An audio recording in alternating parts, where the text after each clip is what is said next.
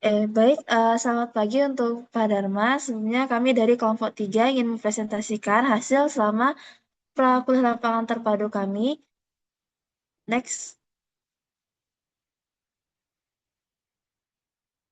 Sebelumnya perkenalkan, saya Aurora Rasati Devansyah dengan NRP akhir 021 dan di sini ada teman-teman saya, Saka dengan NRP akhir 09, Alif Mukti dengan NRP akhir 010, Salsabila dengan NRP akhir 014, Jonathan dengan NRP akhir 022, Rangga dengan NRP akhir 048, Antonis dengan NRP akhir 049, Firda dengan NRP akhir 077, Jibril dengan NRP akhir 087, dan Harina dengan NRP akhir 080. Next. Nah, untuk outline dari pembahasan kami ini ada geologi regional dari Telaga Ngebel sendiri yang menjadi daerah akuisisi kami, yang menjadi daerah penelitian kami, lalu ada metodologi, prakultur, dan persiapan fisik. Next. Nah, yang pertama untuk geologi regional sendiri, eh batuan penyusun yang mendominasi di Telaga Ngebel ini adalah produk vulkanik purba hingga kuarter. Jadi yang pertama itu pada pusat danaunya dikelilingi oleh piroklastik jatuhan atau piroklastik fall Ngebel atau formasi Pivan di sisi timur hingga utaranya. Lalu serta ada lava dasit 1 dan 2 dengan kode formasi DLN 1 dan DLN 2 yang dapat dilihat pada peta ini. Lalu dan di sisi barat, utara, dan selatannya itu juga ada lava dasit ini. Kemudian di bagian barat hingga barat daya itu didominasi oleh piroklastik aliran jeding 2 atau PFJ2 yang sangat luas dengan PFN 1 dan PFJ2 di bagian selatan hingga barat dayanya. Lalu di bagian utara timur laut dari Telaga Ngebel ini ditemukan piroklastik aliran manyutan atau PFM dan juga lava hornblende andesit 2 atau HLM 2 yang membentang secara linear. Lalu di sisi timur tenggaranya didominasi oleh lava piroxene andesit atau PALK, lava hornblende andesit 1 atau HLM 1 dan juga lava basaltik andesit atau BALJ di bagian paling selatannya. Kemudian terdapat juga aglomerat di dua titik yaitu di AGN 1 di bagian timur lautnya Telaga Ngebel dan juga AGN 2 di bagian barat daya. Dan piroklastik aliran kemelandingan atau PFK yang ditemukan menyembul di sisi tenggara kawah. Kemudian untuk strukturnya sendiri, Telaga Ngebel ini diidentifikasi sebagai kawah atau mar atau hasil letusan mar yang ditandai dengan garis melingkar pada peta ini, garis melingkar bergerigi tebal sebagai batas dari dinding kawah aktif yang mengitari Telaga Ngebel. Kemudian untuk kelurusan atau lineamennya berupa garis putus-putus yang dapat pada peta juga yang memotong formasi batuan secara radial maupun regional dan tersebar di berbagai arah. Lalu untuk struktur lainnya itu ditemukan adanya sesar geser atau strike slip fault dari penelitian terdahulu yang berarah barat daya timur laut yang teridentifikasi di bagian selatan danau atau di bagian selatan dari Telaga Ngebel ini. Kemudian yang ditunjukkan oleh simbol panah yang berlawanan arah. Kemudian sesar dan kelurusan ini juga memotong zona timur laut dekat formasi HLM 2 yang mengindikasikan bahwa kawasan ini tuh berada di zona tektonik aktif dan juga kompleks yang membentuk zona lemah geologi Telaga Ngebel secara langsung. Next. Wah, oke. Jadi yang pertama metode yang kami gunakan, yang pertama ini ada magnetik dengan prinsipnya yaitu memanfaatkan pengukuran variasi medan magnet bumi yang disebabkan oleh perbedaan dari sifat kemagnetan batuan di bawah permukaan tersebut. Nah, dari perbedaan nilai kemagnetan tersebut dapat menghasilkan anomali magnetik yang berkaitan dengan kondisi geologi di bawah permukaannya. Nah, data yang dihasilkan dari pengukuran metode magnetik ini yaitu peta anomali dari medan magnet yang menggambarkan distribusi sifat kemagnetan batuan di bawah permukaan. Nah, lalu apa target survei dari metode ini yaitu Untuk mengidentifikasi struktur geologis seperti sesar dan rekahan, memetakan batas sitologi, serta mendeliniasi zona alterasi hidrotermal yang berkaitan dengan sistem vulkanik di kawasan Telaga Ngabel. Kemudian berikut ini ada desain akuisisinya yang terdiri dari kurang lebih 320 titik akuisisi dan 54 titik lagi untuk tambahan. Kemudian areanya kurang lebih 25 kilometer persegi dan spasi antar titiknya kurang lebih 250 meter. Next.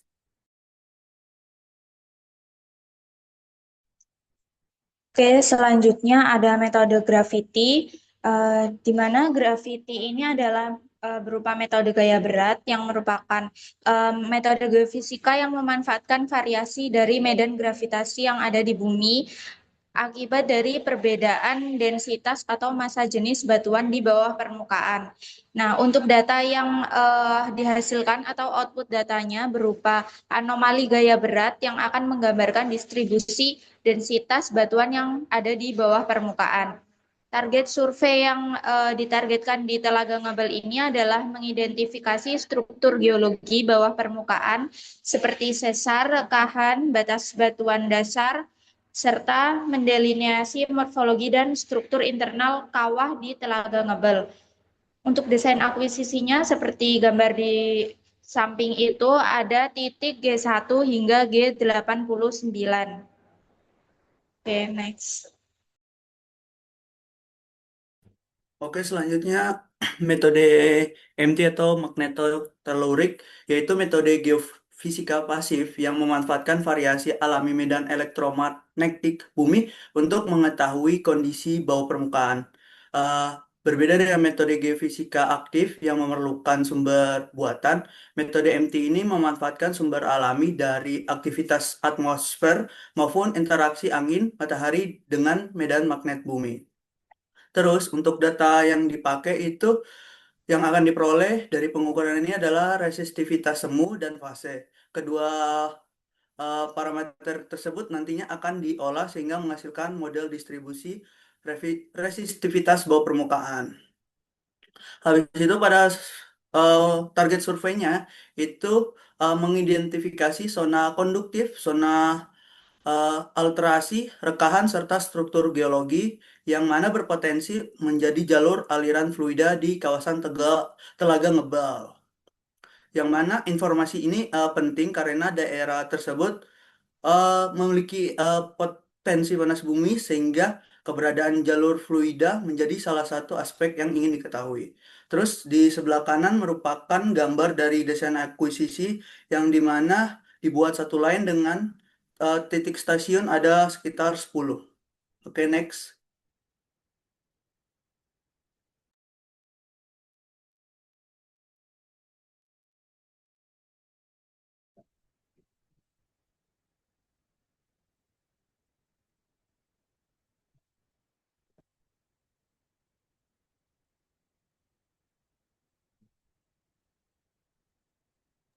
Oke, selanjutnya metode mikrotremor. Di sini terdapat desain akuisisi yang sudah terlihat di layar. Sebagaimana prinsipnya, metode mikrotremor ini itu merupakan metode seismik masif yang memanfaatkan getaran alami di permukaan bumi, baik yang berasal dari aktivitas alam maupun aktivitas manusia. Getaran tersebut direkam menggunakan seismometer untuk memperoleh informasi mengenai karakteristik lapisan permukaan.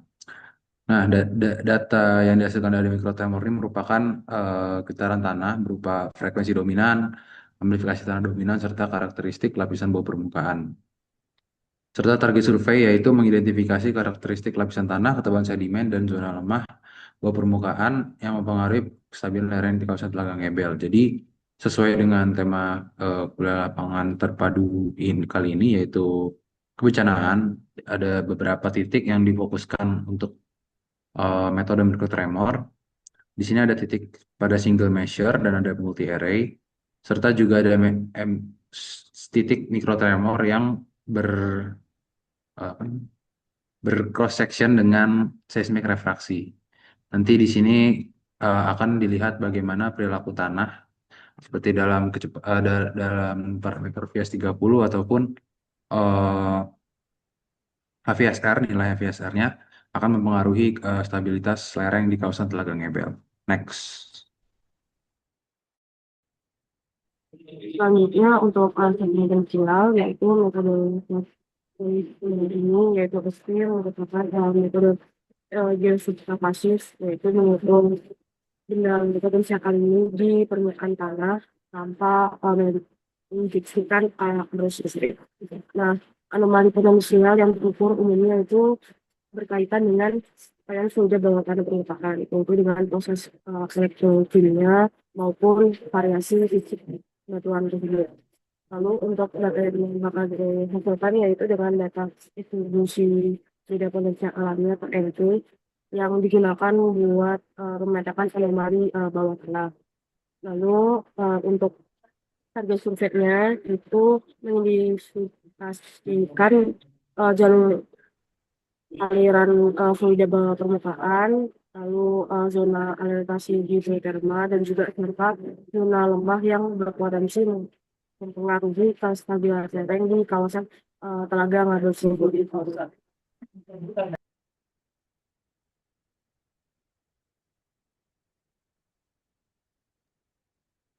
Lanjut di metode vertical electrical sounding atau disingkat VES.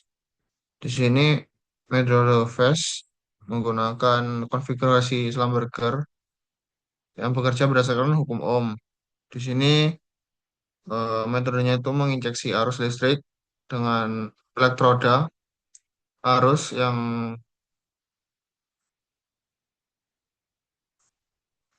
dari AB kemudian ke dalam bumi dan ada elektroda yang mengukur potensial atau yang disebut juga MN. Kemudian data yang dihasilkan itu adalah nilai tegangan listrik alami tanah, kemudian beda potensial dan kuat arus. Kemudian didapatkan nilai hambatan listriknya. Nah, kemudian dari nilai hambatan listrik itu didapatkan nilai resistivitas semu. Nah, untuk targetnya sendiri, hmm, flash ini digunakan untuk mendeteksi zona lemah yang berpotensi menjadi bidang gelincir. Nah, kemudian nanti fast akan dikorelasikan dengan parameter fast 30 dari data mikrotremor dan diintegrasikan dengan metode lainnya seperti ERT dan ASP untuk meningkatkan akurasi bawah permukaan secara lebih detail. Metode lain juga bisa seperti MASW dan MTR. Untuk pengambilan titik di sini ada 24 titik yang tersebar di sekitar Telaga Ngebel.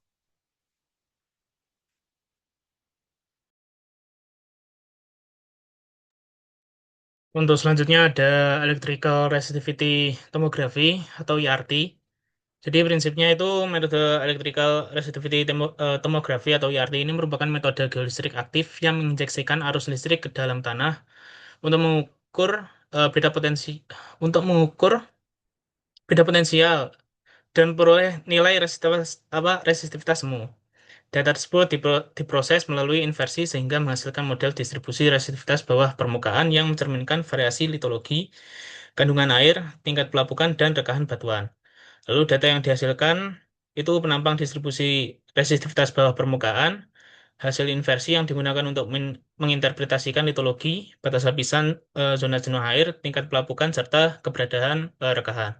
Tapi untuk target survei yang berada di Telaga Ngebel ini, itu untuk mengidentifikasi distribusi litologi, ketebalan lapisan pelapukan, zona jenuh air, bidang gelincir, dan zona lemah bawah permukaan yang berpotensi mengaruhi kestabilan lereng di kawasan Telaga Ngebel.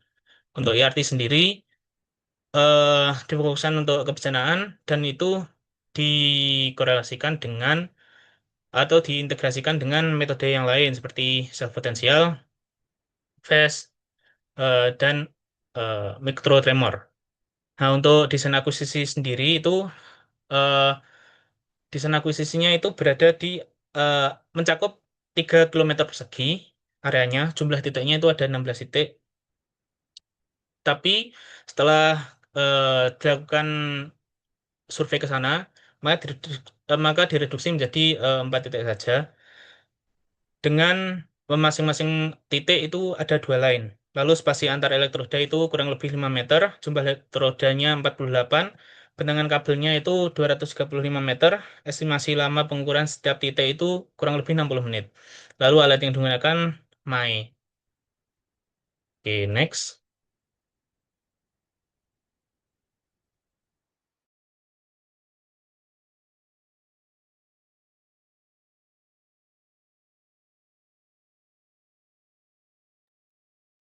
Selanjutnya ada metode GPR atau Ground Penetrating Radar.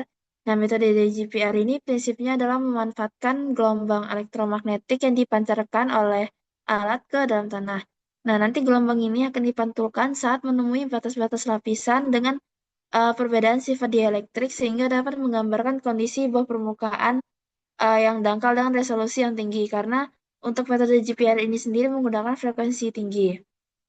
Lalu data yang dihasilkan berupa penampang radar bawah permukaan atau radargram yang merepresentasikan kondisi bawah permukaan eh, dengan kedalaman dangkal, seperti perubahan lapisan, struktur geologi, serta keberadaan objek atau anomali bawah permukaan. Tapi khusus untuk em, akuisisi di Telaga Ngebel ini sendiri, target dari metode GPR ini adalah untuk mengidentifikasi rekahan atau crack pada pintu air dan juga keberadaan pipa air pada kedalaman dangkal di 3 area survei dengan panjang lintasan sekitar 2-50 meter. Nah, jadi untuk metode GPR ini sendiri, totalnya itu ada 4 area, dengan 3 area memiliki luas kurang lebih 200 meter, dan 1 area dengan luas kurang lebih 800 meter. Untuk jumlah line-nya itu sendiri, di masing-masing area itu memiliki 16 hingga 20 line, dengan spasi antar titiknya adalah 3-5 meter. Lalu untuk estimasi pengukurannya itu sendiri, kurang lebih 10 menit di setiap line, dan menggunakan alat GPR malah. Next.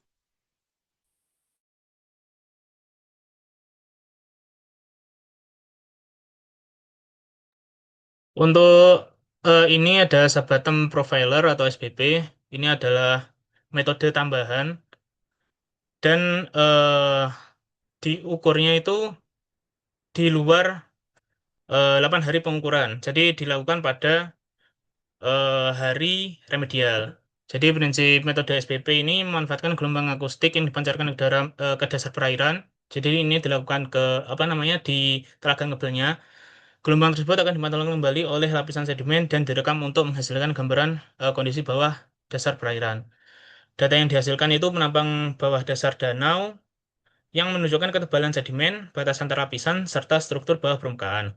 Untuk target surveinya sendiri itu mengidentifikasi ketebalan sedimen telaga ngebel, memetakan morfologi dasar danau, serta mendeliniasi struktur geologi seperti rekahan atau patahan bawah permukaan guna mendukung kajian evolusi vulkanik dan mitigasi bencana geologi. Untuk desain akuisisi SPP sebagai berikut. Baik, berikut untuk Dewan eh, Akuisisi Data Seismik. Nah, di sini terlihat ada beberapa data.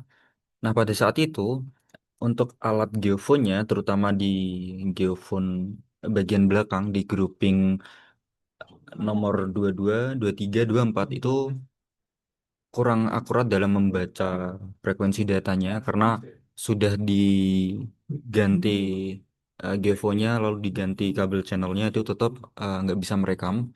Nah, lalu kami mencoba untuk merekam dengan kondisi geofon yang lumayan trouble pada saat itu. Nah, ini untuk hasil datanya. Nah, di sini ada 2 data yang saya lampirkan. Ada yang data dari mid shot. Nah, di sini terlihat raw datanya sebelah kiri. Lalu setelah di bandpass itu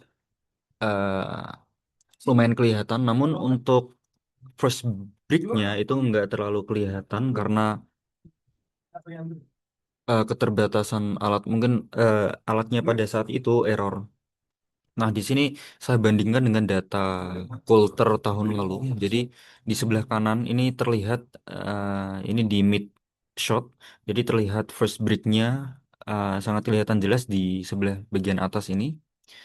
Berbeda dengan raw data di data kelompok 3 kami.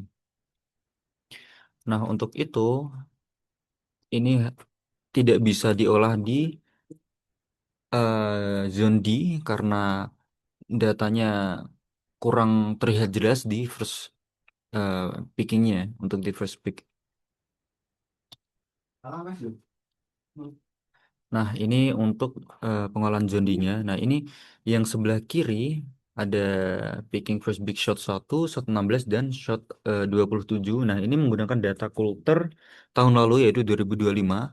Nah, ini sangat terlihat juga ada near shot dan far shot. Nah, di sini untuk kelompok kami, ini pengambilan datanya yang di bawah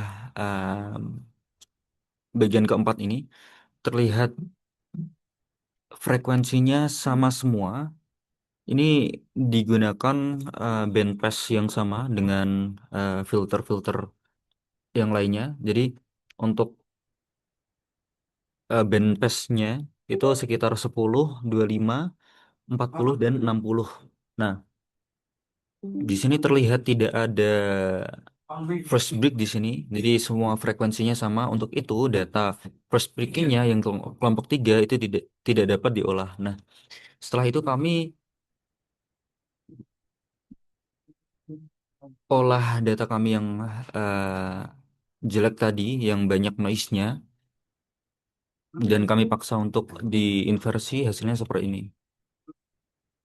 Nah, kenapa data seismik yang day one itu jelek? Pertama karena alatnya atau geofonnya itu waktu kami kebetulan yang sesi pagi dan pertama kali mencoba alatnya seismik itu geofonnya banyak yang rusak terutama di bagian geofon akhir di grouping akhir. Nah, ini tempatnya di Taman Alumni dan pada pagi hari itu banyak kendaraan seperti mobil dan motor berlalu lalang sehingga menyebabkan noise di sekitar jalan tersebut. Hari remedial. Jadi prinsip metode SPP ini memanfaatkan gelombang akustik yang dipancarkan ke dasar perairan. Jadi ini dilakukan ke apa namanya di telaga ngebelnya. Gelombang tersebut akan dimantulkan kembali oleh lapisan sedimen dan direkam untuk menghasilkan gambaran kondisi bawah dasar perairan. Data yang dihasilkan itu menampang bawah dasar danau yang menunjukkan ketebalan sedimen, batas antar lapisan, serta struktur bawah permukaan. Untuk target surveinya sendiri itu mengidentifikasi ketebalan sedimen telaga ngebel, memetakan morfologi dasar danau, serta mendelineasi struktur geologi seperti rekahan atau patahan bawah permukaan guna mendukung kajian evolusi vulkanik dan mitigasi bencana geologi. Untuk desain akuisisi SPP sebagai berikut.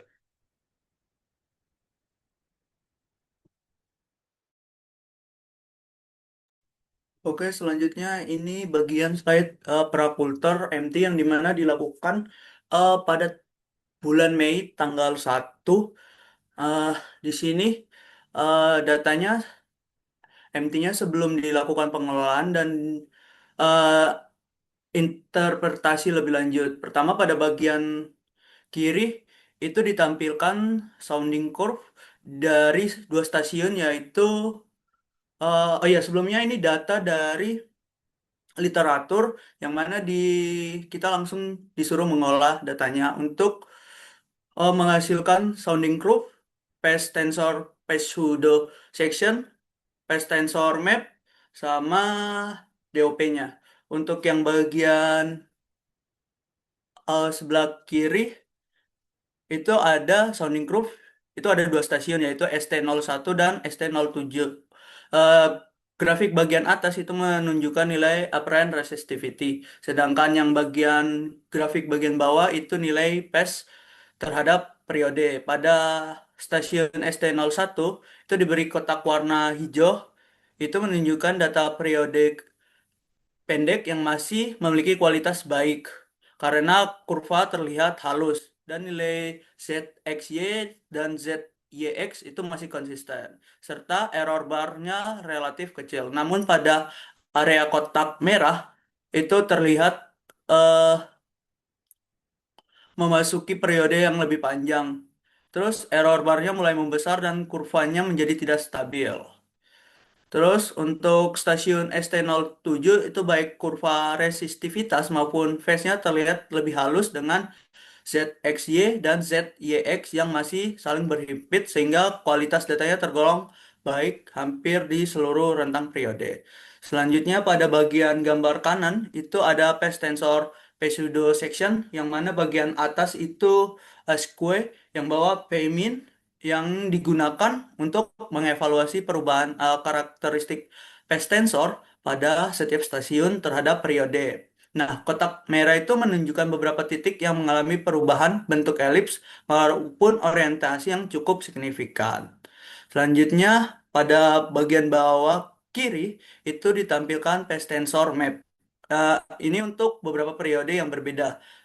Dari perubahan bentuk elips dapat kita lihat bahwa pada periode pendek itu struktur bawah permukaan masih relatif sederhana, sedangkan yang periode panjang itu bentuk elipsnya mulai berubah dan ada orientasinya semakin jelas. Selanjutnya pada bagian gambar DOP-nya atau depth of penetration itu terlihat bahwa semakin panjang periodenya, warna pada peta berubah yang menandakan kedalaman dari investigasinya semakin besar. Pada periode pendek ini juga DOP-nya hanya mencakup lapisan dangkal, sedangkan pada periode yang lebih panjang, gelombang elektromagnetiknya itu mampu menembus hingga beberapa kilometer ke bawah permukaan. Uh, Oke, next.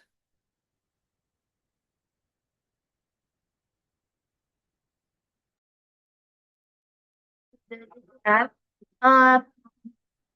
Untuk akuisisi GPR kami sendiri ini berada di area sekitar Bundaran Manarung hingga jalan di depan pasar dengan total lintasan itu berjumlah 15. Terdapat 5 lintasan crossing dan juga 10 lintasan yang memanjang.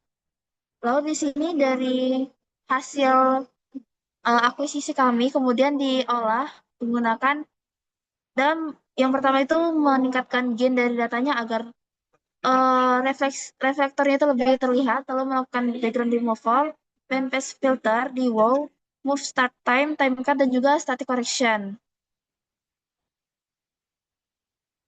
Nah, kemudian setelah dilakukan pengolahan tersebut, diharapkan radar gamnya bisa jadi lebih terlihat sehingga lebih mudah mengidentifikasi anomali-anomali yang ditemukan. Nah, pada lintasan 80 hingga 81 ini bisa dilihat pada area yang kotak-kotak merah ini terdapat anomali-anomali radar gram yang kemungkinan diidentifikasi sebagai pengaruh dari objek bawah permukaan. Dan selain itu juga bisa dipengaruhi oleh adanya objek di atas permukaan yang mempengaruhi jalannya dari alat tersebut, yaitu pada line 80 ini di sekitar meter ke 18 hingga 25 dan hingga 20,5 itu terdapat polisi tidur. Kemudian pada line 82 ini ditemukan gorong-gorong yang eh, yang menyebabkan munculnya ringing ini. Nah, awalnya ringing ini kami kira sebagai respon dari adanya udara di bawah permukaan, namun setelah berdiskusi lagi dengan asisten, ternyata ini bisa jadi hanya karena kurang roda dari antenanya itu tidak bergerak secara sempurna, tidak berputar secara sempurna seperti itu. Kemudian dari line 83 hingga 87 tidak ada anomali-anomali yang bentuknya signifikan dari radar gram yang ditunjukkan. Lalu pada line 88 ini terdapat polisi tidur yang mempengaruhi respon dari radar gramnya. Kemudian pada line 91 juga terdapat bed trace akibat polisi tidur tadi dan juga pada line 80.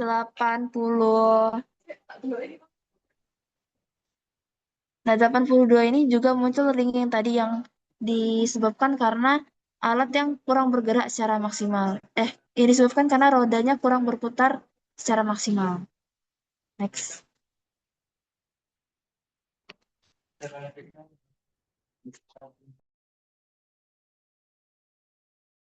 Oke, selanjutnya untuk tetap hari yang kedua, untuk metode yang kedua ini mikrotremor. Ini hasil dari pengolahan kami. Jadi ini juga salah satu metode yang nanti akan digunakan untuk di cross dengan beberapa metode seperti FAST dan apa tadi ya? SP ya, SP itu eh, terlihat pada data ini. Eh, kami membandingkan data yang jelek dan data yang bagus, di mana di sini ada data yang pertama ini seri 2. Ya, di sini terlihat pada pola kurva yang di sini itu eh, sudah di QC dan tidak membentuk puncak yang mengindikasikan datanya itu jelek karena tidak memenuhi kriteria yang di apa sesuai dengan kriteria dari Sesame pada tahun 2004. Lalu juga di sini saya bandingkan juga pada data yang bagus pada titik S30 yang masih bisa terlihat kurva puncaknya dan dengan nilai A0 dan F0 yang cukup rendah jika dibandingkan dengan nilai A0 pada titik S29 dengan seri 2. Nah, ini pada data seri 2 ini A0-nya nilainya lebih dari 10 yang mana harus dilakukan pengukuran ulang. Dan hal ini sebenarnya cukup jarang terjadi dan dapat hipotesiskan bahwa karena alat tersebut rusak karena sempat juga terjatuh pada saat pengukuran di kelompok sebelumnya. Dan juga ini ada hasil titik juga pada alat yang baru yang mana Smart Solo. Di sini terlihat data ini lebih smooth, yang mana sudah di picking juga.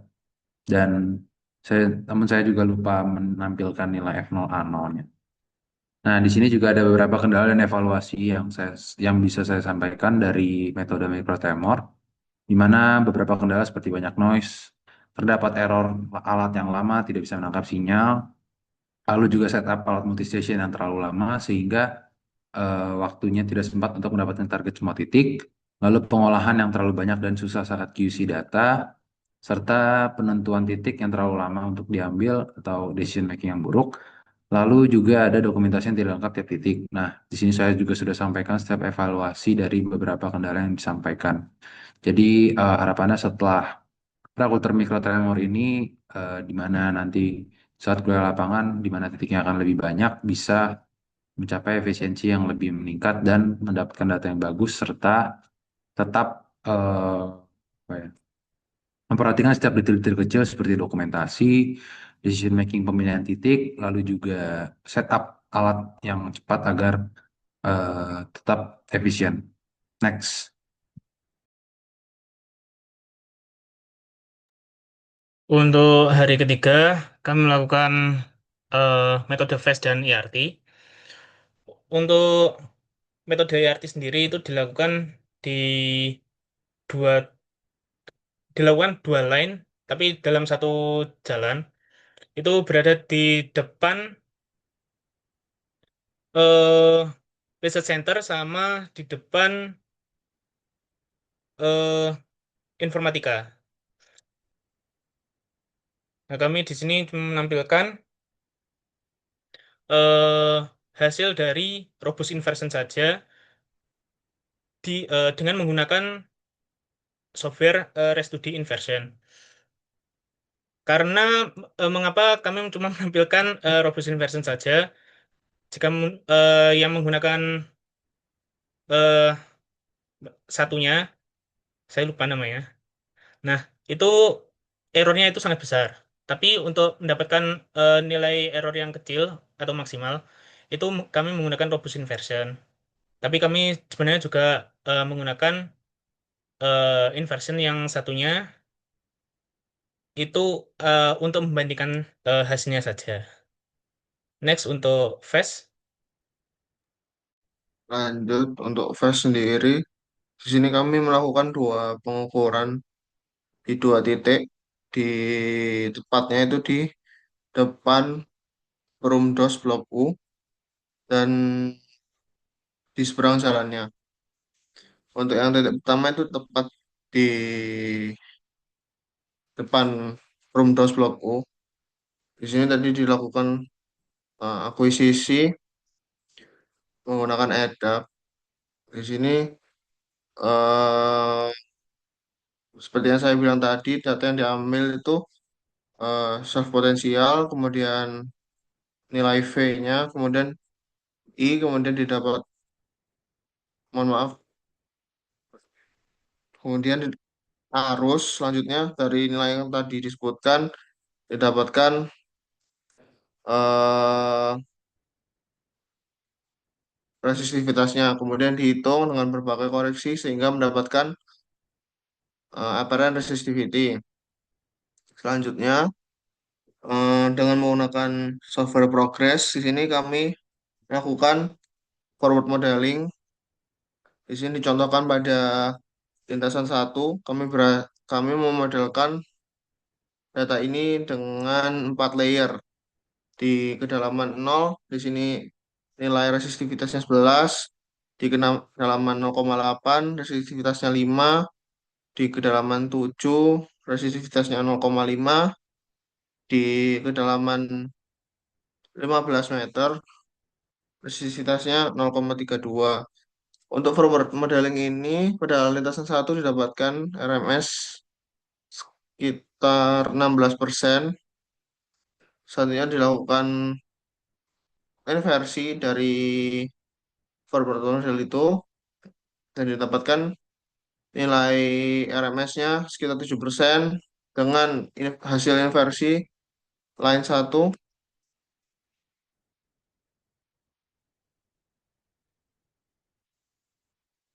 pada layer pertama. Karena layernya terlalu sempit, tidak saya interpretasikan. Di sini interpretasi berdasarkan eh, nilai resistivitas yang dibuat oleh Telford pada tahun 1950. Untuk layer 2 didapatkan sebagai tanah uruk atau lempung. Kemudian di layer ketiga, di situ ada lempung yang jenuh air. Di layer keempat merupakan lempung yang sangat jenuh air. Untuk lintasan kedua sendiri, kami mendapatkan forward modelingnya didapatkan RMS sekitar 33% dengan 5 layer. Kemudian 5 layer itu kita inversikan, didapatkan RMS sekitar 21%. Kemudian di sini diinterpretasikan bahwa dengan tabel resistivitas Telford di sini layer pertama adalah topsoil, kemudian lempung pasiran, layer ketiga lempung jenuh air, kemudian layer keempat lempung sangat jenuh air, dan layer kelima di sini lempung aluvial yang padat.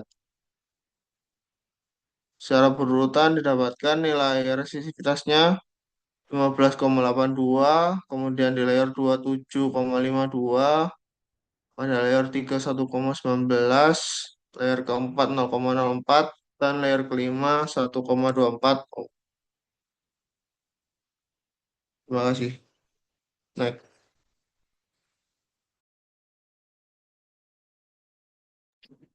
Selanjutnya untuk hasil untuk potensial di hari keempat. Ini ada tabel hasil koreksi data hasilnya yang menunjukkan bahwa ada titik 25 yaitu titik ke 0 itu B1, jadi titik ke 13 itu B2. Nah, di sini untuk hasil grafik korelasi data SPL di real SPL saja itu di titik 13 yaitu menunjukkan turun, itu penyebabnya karena kondisi buruk atau pengukuran tersebut.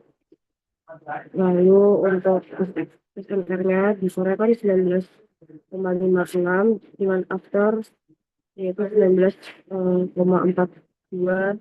lalu dengan delta SNR-nya minus 0,14. Nah, untuk SNR leading downstream-nya bahwa di sini perbedaannya interpretasi dari plot nilai SP threshold dan juga plot data koreksi itu ada anomalinya jauh lebih jelas dan juga terorganisasi yang mengindikasikan zona konduktifnya atau fluidnya di bawah permukaan yang sebelumnya ditutupi noise pada raw data tersebut. Lanjut.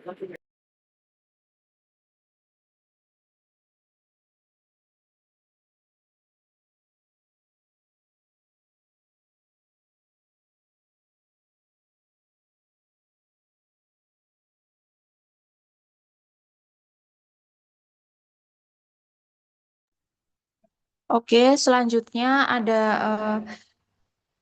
hari keempat yaitu akuisisi grafiti dan magnetik.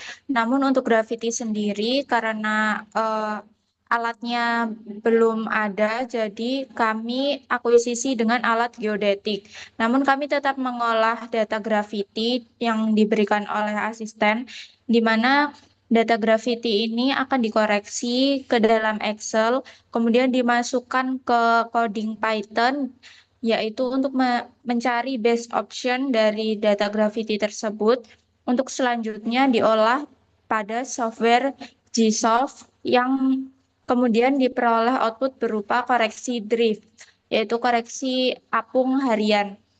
Untuk selanjutnya kemudian diolah dalam Excel dan dilakukan perhitungan hingga mencapai nilai FCC dan CBA.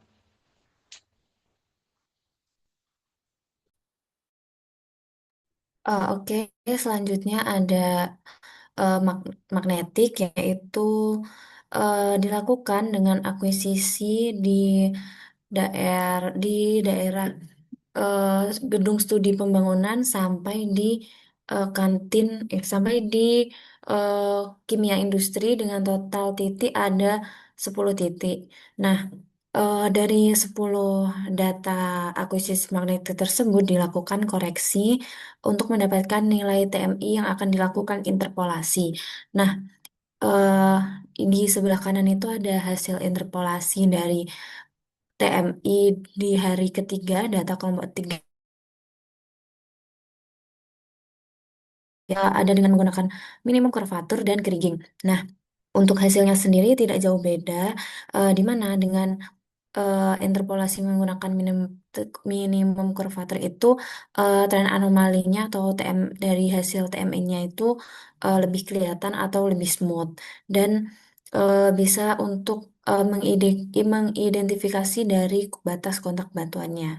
Kemudian di yang bawah itu ada hasil interpolasi TMI dengan minimum kurvatur data seluruh hari dengan total ada 83 data eh, dengan interpolasi minimum kurvatur dan kriging tidak jauh beda, makanya hanya ditampilkan satu saja minimum kurvatur ini. Nah, kemudian ada eh, di hari kami akuisisi ada beberapa catatan untuk titik yang perlu dilakukan akuisisi ulang atau dipindah dari lokasi awal desain akuisisinya. Nah, di beberapa titik itu harus dipindah sekitar 1 sampai 5 meter dari titik awal yang telah diplot karena memang tidak adanya sinyal atau nilai yang melenceng jauh dari tren aslinya. Nah, kemudian eh, salah satu evaluasi lagi yaitu untuk perencanaan dari pembuatan titik-titiknya itu harus lebih matang dan titik lokal yang diambil itu harus sudah terencana. Jadi biar nggak memerlukan waktu lama untuk menggeser titik-titik tersebut. Next.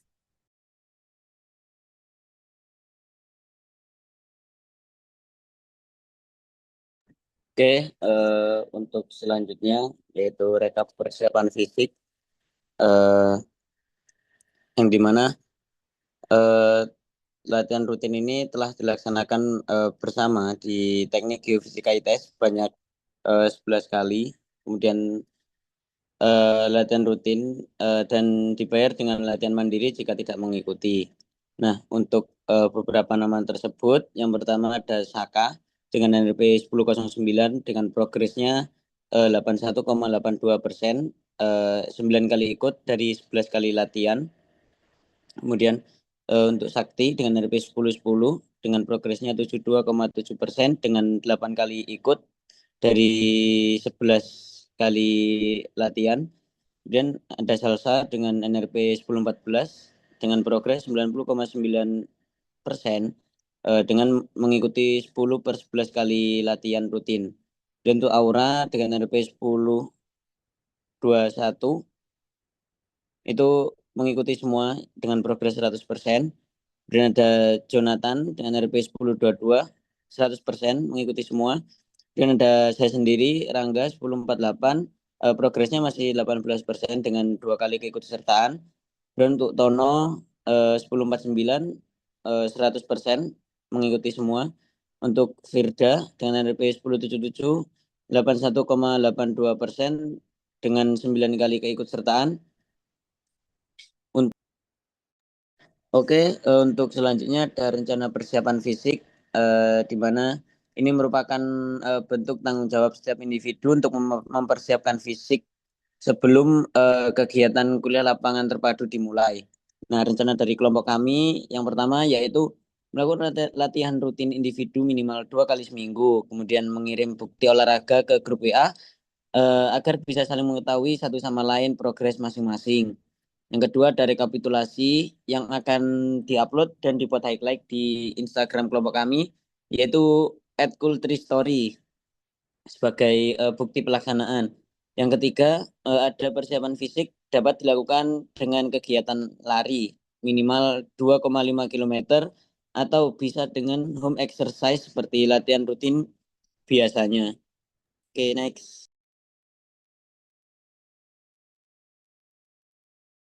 Bentar, izin klarifikasi soal latihan fisik progres. Balik ke naik apa? Balik ke slide itu. Nah, oke di sini kan tadi disebutkan bahwa saya mengikuti latihan kelompok. Izin klarifikasi, di sini kebanyakan saya latihan mandiri di rumah. Sudah saya record di Strava. Nah, kenapa saya tidak ikut latihan bersama? Karena rumah saya di Sidoarjo dan latihan dilakukan di pagi hari. Saya rasa terlalu pagi dan saya lebih merasa bisa untuk latihan sendiri di sekitar rumah saya. Terima kasih, seperti itu. Ini buktinya Izin mana nih? Oke. izin klarifikasi. Saya juga latihan itu nggak bareng, nggak ikut latihan rutin karena kepagian dan saya biasanya latihannya di gym, angkat beban sama lari di treadmill. Gitu. Jadi nggak masukin lupa data absennya ada di gym. Besok saya akan minta data absennya untuk foto-fotonya nggak ada karena fokus nge-gym gitu. Nggak sempat. Oke, makasih.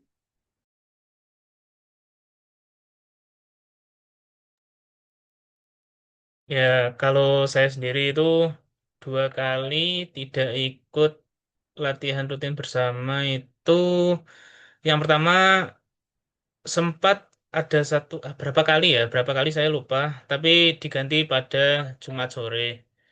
Nah, pada saat Jumat sore itu saya ada matkul. Terus yang satunya itu kalau nggak salah Rabu sore, tapi Rabu sore itu saya sudah pulang karena ada kepentingan keluarga. Untuk buktinya saya sudah ada juga di Strava. Terima kasih. Yang lain mungkin ada yang ingin menambahi untuk klarifikasi, silakan. Izin klarifikasi. Oke, Rangga dengan NRP 1048. Nah, saya mengikuti hanya 2 kali karena latihan rutin dilakukan pada hari Jumat pagi. Itu kenapa saya jarang banget ikut karena belum bangun, masih ketiduran, masih tidur. Sudah saya setel alarm juga masih tetap nggak bangun. Tuh. Sekali pertemuan. Nah, untuk 4 pertemuan awal saya ikut semua, namun untuk belakangan itu saya tidak ikut dikarenakan ya tidak enak badan dan ya mungkin lumayan malas dengan tugas-tugas yang lain. Dan untuk itu saya mencoba untuk melengkapi latihan rutin saya pada saat liburan ini. Terima kasih. Assalamualaikum warahmatullahi wabarakatuh.